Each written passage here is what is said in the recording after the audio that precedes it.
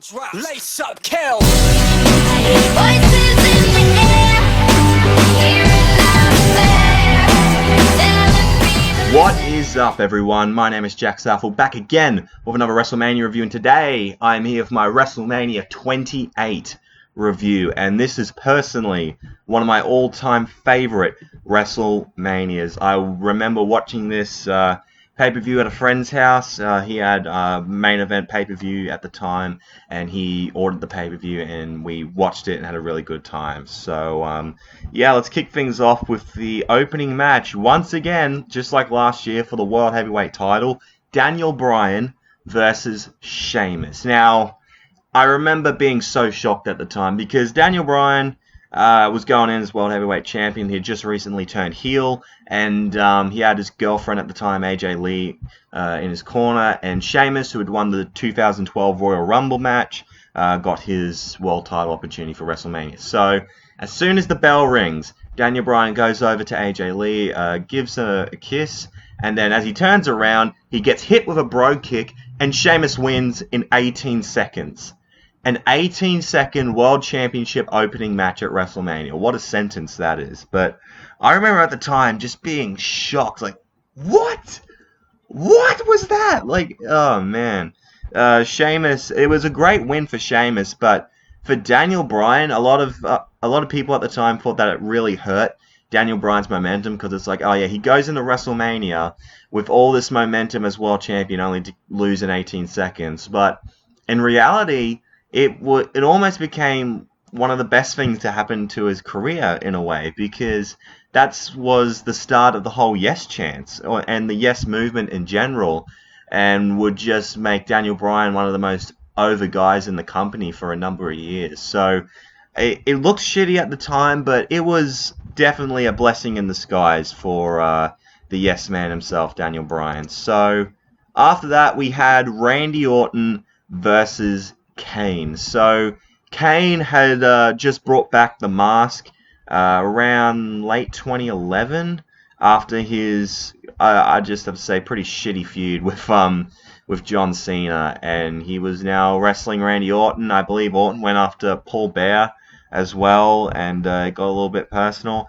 Match was alright. The match was fine. I remember the ending being Kane hitting a chokeslam from the top rope to Randy Orton and beating him, which I'm happy that Kane got a WrestleMania victory here, as he tends to really, well, he did get a win last year and a few years, but then some years he kind of loses some like minor pay-per-view matches. So for him to win a big WrestleMania match was fine by me. Yeah, they had a rematch at Extreme Rules at the end of the month. I think it was like Falls Count Anywhere, some shit like that, and Orton got the win. So, yeah, as for the WrestleMania match, it was okay. Afterwards was Cody Rhodes versus The Big Show for the Intercontinental Championship. Cody Rhodes had just finished his, face mask, ugly Cody Rhodes gimmick, and now he was just back to some of that dashing gimmick, but not really. He was just normal Cody Rhodes, I guess. And he went after the Big Show because he said, oh, you know, Big Show, you've never really had a great WrestleMania moment. It's always been an embarrassing moment for you in some way, shape, or form. So this was going to be a great chance for the Big Show to finally right all those wrongs and become a champion at a WrestleMania. And thankfully, this was the night where he wrote all those wrongs and became the Intercontinental Champion. As much as I thought Cody Rhodes was great during this time period, and especially just with he was such a good heel, man, and it was a really decent story as well going into the match. And yeah, Big Show winning Intercontinental Championship was a good moment for him, and yeah, I don't really have much complaints. The match was a little bit short. I felt like it could have gone a little bit longer, but you know, it was short and sweet, to the point, nothing wrong with that. And yeah, it was just a great moment for the Big Show, finally getting a WrestleMania moment that wasn't at his expense. So afterwards we get, once again, another random, meaningless Divas tag team match. It was Beth Phoenix and Eve Torres versus Kelly and Maria Menounos, who is a big fan of WWE. She's the host of the Extra tabloid TV show, and she runs AfterBuzz TV, which is where interviewers like Kathy Kelly and all that came from. So the feud wasn't that well built up. It was just basically an excuse to get the women out there in a match. And Maria Menounos, she wasn't that bad. She was actually quite alright for what she did inside the ring. I mean, she wasn't amazing at all, but yeah, I didn't really have too much care for this match. It was just an excuse to get the women on the card, and the babyfaces went over. Afterwards, wow. We get Triple H versus The Undertaker. The end of an era Hell in a Cell match with Shawn Michaels as a special guest referee. So, Undertaker was basically, ever since WrestleMania 27, no one saw him. He was gone, pretty much. And Triple H had become the COO of the WWE on screen. And he was about to fire John Laurinaitis, I think. And right as he was about to say, I wish you the best in all your future endeavors, the gong hits on Raw, and The Undertaker appears to challenge Triple H at WrestleMania. So, kind of like how The Undertaker resisted a match against Triple H at WrestleMania 27, it was the complete opposite. Triple H resisted a match against The Undertaker at WrestleMania 28. And so, he did everything in his power to get Triple H to face him at WrestleMania. You know, he even shaved all of his long hair off and did everything he can just to get his attention, because although he did win the match, he just can't help, but he just didn't want the last memory of him being escorted out of the ring on like a stretcher or something like that. And he mentions how, you know, it's all about how you'll never be as good as Shawn Michaels, because Shawn will always be better than you. And that just really triggered Triple H, because he can't handle anyone telling anyone else that they're the best except him. He, in his own mind, thinks he's the best in the business. So if anyone says to him, you know, even your best friend Shawn's better than you, that's going to really piss off Triple H. And that's really what got this match started, and they decided to make it a Hell in a Cell match just to add a lot of the animosity to it. I remember the match promo had The Memory Remains by Metallica playing. It was really awesome. And Shawn Michaels was named the special guest referee, and it really was a match that came full circle. It really did feel like the end of an era to see Undertaker, Triple H, and Shawn Michaels be in the ring for the final time, because it goes, you could say it pretty much goes all the way back to like the very first ever Hell in a Cell match at Bad Blood 97 when like Kane debuted, and that match between Undertaker and Shawn Michaels. And Triple H and Shawn Michaels have had a Hell in a Cell match against each other, I believe, at like Bad Blood 2004.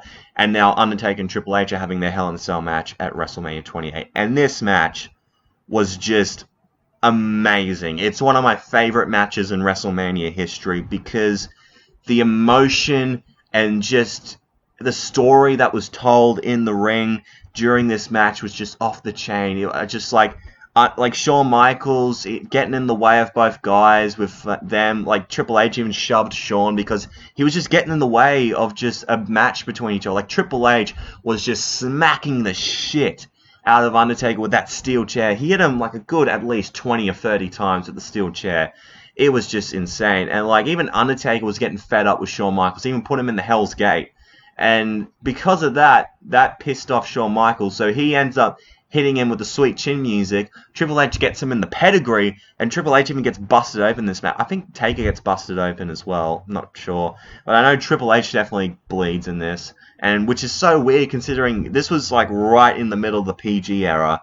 And Undertaker kicked out of that, and we lost it. This was the match that me and my friend were just going crazy for the entire time. It was so amazing to watch.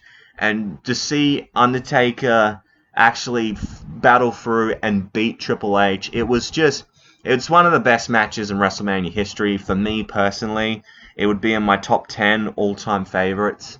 And it was just an exceptional match, man. And right afterwards, just to put the cherry on top of the cake, right afterwards, Shawn Michaels and Undertaker help up Triple H, and they're all, helping each other out of the ring, and just them hugging in front of the WrestleMania logo. It's just an amazing shot to see. It's one of my favorite moments in WrestleMania history, and like it even brought it even almost brought a tear to my eye when I saw it, because it was just these three guys who are probably never gonna face each other ever again.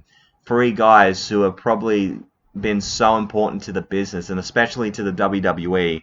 So to see those three guys basically, just say, let's just end it all, especially with the consecutive WrestleMania wins for The Undertaker when it comes to just Shawn Michaels and Triple H. I felt like this was the perfect closing chapter for those three men. So yeah, it was just an awesome match and just one of the best in Mania history in my opinion. Afterwards, we get a 12-man tag team match.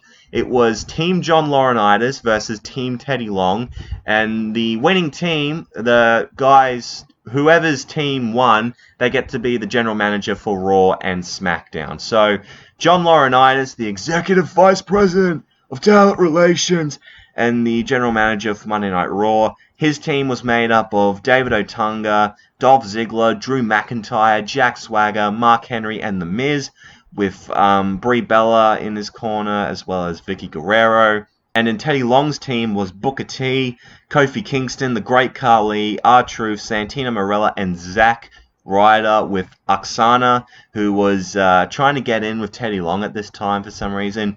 Eve Torres, who was Zack Ryder's girlfriend, I guess. Hornswoggle, who was the mascot for Team Teddy, and Nikki Bella on Team Teddy, because the Bellas were on two different sides for some reason. Match was okay. It wasn't anything too spectacular, but it wasn't anything shit as well. It was just an excuse to get a bunch of talent to be on the WrestleMania card, and at least it had stakes to it as well. I believe the ending came when I think Eve distracted Zack Ryder, which made The Miz capitalize on that situation, hit the skull-crushing finale on Zack Ryder, and he ends up winning the match for Team Johnny, which means he gets to be the general manager for both Raw and SmackDown. And right afterwards, Eve Torres picks up Zack Ryder, see, are you okay, and all that, and kicks him square in the nuts. Eve was just a bitch to Zack Ryder. I mean, Zack went through hell during 2012. He had just become one of the most over guys in the company in 2011. He had probably the best year of his career. Like, with his whole internet show, Z True Long Island Story, he became United States champion. He was just on this rise, and people think, shit, he's going to be a great mid-card talent and all that stuff. I remember being a huge Zack Ryder fan. I mean, I still am, but, like, back then I really loved Zack Ryder. But then, ever since he got put in that feud with Cena and Kane, it just kind of derailed. Like, I remember when he was in a wheelchair, and John Cena and Eve are, like, making out in front of him, and he gets pushed off the fucking stage by Kane. That was basically it for him, which sucks. But, yeah, there's nothing you could really do about that. After that, we get to the WWE Championship match. It was CM Punk, the best in the world, versus Chris Jericho, the best in the world at what he does. So, this was a match many people were speculating for a while, actually, in the build-up for this, because everyone was wondering if Chris Jericho was going to make a return to the WWE at one point. He had left in September of 2010 and had been on hiatus, and I remember in 2011, they were showing vignettes about how the end of the world as you know it is coming, and on January 4th, or no, I think it was January 2nd, 2012, he's going to appear, and everyone just assumed, yeah, it's going to be Jericho. And I remember Jericho even responded to that saying, nah, it's not me, which we all know. When Jericho says, nah, it's not me, it's most likely going to be him. So he returns on the first Raw 2012 with his light-up jacket and doesn't say a word. Like, he comes out to a face reaction, but he just doesn't say anything. And around Royal Rumble time is when he started to speak more, and he was just, and instead of being, the classic Y2J that we all know and love, he was the hypocritical parasite suit wearing type Chris Jericho, just in disguise, I guess. So he went after CM Punk because he was just like, how does this fucking guy get to call himself the best in the world? Because CM Punk was probably the most over guy in the company, I'd have to say, especially around this time period. Everyone loved CM Punk. He was just exactly what wrestling needed at that time. It needed a shake-up, and Punk was the perfect guy to do so. After cutting that pipe bomb on Raw in midway through 2011, and then winning the WWE title and Money in the Bank at one of the greatest matches in WWE history, and just with that feud between John Cena, and then winning the WWE title back from Alberto Del Rio at Survivor Series and starting the 434-day championship reign for CM Punk. So this feud in particular was basically Chris Jericho wanted to get really personal with CM Punk. So he brought up the fact, your father's an alcoholic and your sister is a drug addict and how you're a bastard child. And just basically bringing up all this personal stuff against CM Punk, which was just completely uncalled for Jericho's character. But it worked. Like, it really, really worked. And how CM Punk was just going to overcome that and just prove that he really is the best in the world. So the match was great. This was a great match, and like the storytelling behind it as well was just awesome. Like I said before, like even in the match itself, Jericho just screamed at Punk, "How's your father?" And that just really set off Punk. But before the match, John Laurinaitis set a stipulation where if Punk got disqualified or counted out, he would have to lose the WWE title. So it's very similar to WrestleMania 25 with Triple H and Randy Orton. Unfortunately, with that match, it didn't really work. But in some ways, it kind of worked for Punk and Jericho because these two guys were so good in the ring that they didn't have to rely on weapons and just hitting each other with stuff. Because, no offense to Triple H and Randy Orton, but that match at WrestleMania 25 would have helped heaps if that was no DQ and they would just kill each other. For this, it made sense, in my opinion, that Punk had to resort all that and just keep the animosity at bay and try not to get himself disqualified. And during the end, he makes Chris Jericho tap out with the Anaconda Vice. He just says, "Tap, you son of a bitch," and all that stuff. It was a really damn good match. I really, really enjoyed it. And before the main event, Brodus Clay. Remember Brodus Clay? Oh, man. Somebody call my mama. And yeah, he did, because he called up 100 mamas, and they started dancing on stage, which was just... it was ridiculous. They had Cameron and Naomi. That was when they were the Funkadactyls, man. Seeing that, Naomi's come a long way, man. It was, at the time, I didn't really think about it much, but for Naomi as well, to just go from like being a dancing Funkadactyl to becoming just a women's champion, it was just really interesting for me as someone who's a big Naomi fan to see that transformation of her. It was really awesome to see how far she's come. And then we get to not just any main event, one of the biggest main events like of all time. John Cena versus The Rock. This feud had been built up for a full year. It was announced the night after WrestleMania 27 that this match would take place. WrestleMania 28, John Cena versus The Rock. It was confirmed. Like, it hadn't really been done before. Like, a match being announced 1 year in advance. You'd think after a while people would get, sick of it. But no, they really made it work. They really, really made it work. Even with The Rock doing Hollywood stuff, like filming some Fast and Furious movies, I think, and G.I. Joe and some other movies at the time. While John Cena was WWE champion a lot, whether it was defending against The Miz, R-Truth, fucking main eventer R-Truth, his amazing feud with CM Punk, and the whole build-up for that was just... it was one of those matches that didn't really need much of a build-up because it's John Cena versus The Rock.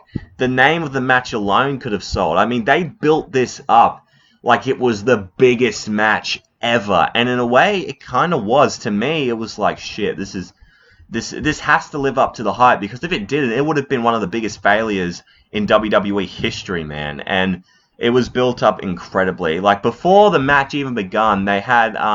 some rappers singing one of the WrestleMania themes before their entrance. Like, they had Machine Gun Kelly sing Invincible before John Cena's entrance, and they had Flo Rida, WWE's favorite artist, sing Wild Ones and Good Feeling before The Rock came out.